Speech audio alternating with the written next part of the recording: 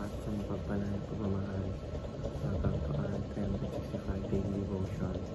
Ako po sa Alexander Gomez ng Batch 2. At ang topic po na tatalakay natin ngayon ay ano ba ang Reformation?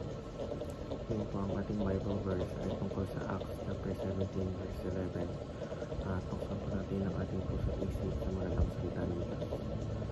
Sabi dito na, now their Berean Jews were of more noble character than those in Thessalonica, for they received the message with great eagerness and examined the scriptures every day to see what Paul, if what Paul said was true.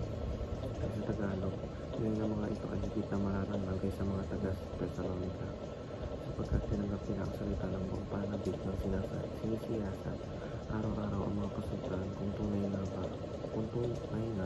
ang mga bagay na ito.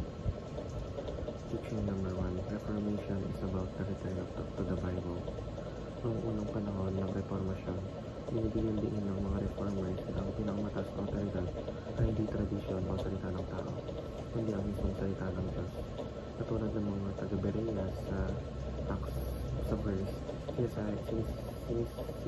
siniyasat nila araw-araw ang kasulatan upang tiyakin na ang kanilang narinig ay tunay na mula sa Diyos. Ito ay nagtuturo sa atin na ang ating pananampalataya ay dapat lagi nakabatay at nakaugat sa Biblia. Teaching number 2, Reformation is about the gospel of grace. Hindi tayo naliligtas sa pamamagitan ng mapuputing gawa o relihiyosong ritual, kundi sa pamamagitan lamang ng biyaya ng Diyos sa pamamagitan ni Jesucristo. Ang biyaya ang nagliligtas at nagbibigay sa atin ng bagong buhay. Kaya't mahalaga na hindi natin ipagpalit ang ebanghelyo ng biyaya sa mga gawain pansarili o tradisyong walang buhay. Teaching number 3, Reformation is about Lordship of Christ. Hindi lang tayo tinawag na maniwala kay Kristo, kundi kinalangin siya bilang hari at Panginoon ng ating puso, isip at gawa. Ang tunay na pananampalataya ay may kasamang pagpapasakop.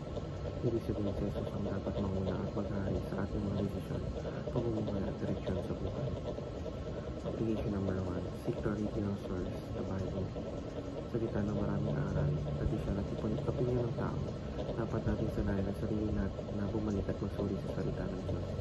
Katulad ng mga taga-Berea, hindi sila agad naniwala, kundi tinignan nila ang kasulatan araw-araw. Praktikal na aplikasyon nito ay ang regular na pagbabasa ng Biblia, pagsali sa Bible study at pag-aaral ng salita hindi lang tuwing linggo kundi sa araw-araw ng buhay. Application number 2, share the gospel of God's grace. Kung tunay natin naranasan ang biyaya ng Diyos, natural na ibahagi ito sa iba. Hindi natin kailangan maging perfecto bago magbahagi, kundi ipakita lamang kung paano kumilos ang biyaya ng Diyos sa ating sariling buhay. Application number 3, surrender all under the Lordship of Christ. Ang tunay na pananampalataya ay hindi lamang sa salita kundi sa gawa. Dapat natin isuko ang ating mga plano, pangarap, kasalanan at kailangan sa Kanya. Praktikal itong gawin sa pamamagitan ng pananalangin ng may katapatan, pagtanggap ng correction mula sa salita at paggawa ng desisyong naaayon sa Kanyang kalooban. Yun lamang po ang devotion. Maraming salamat.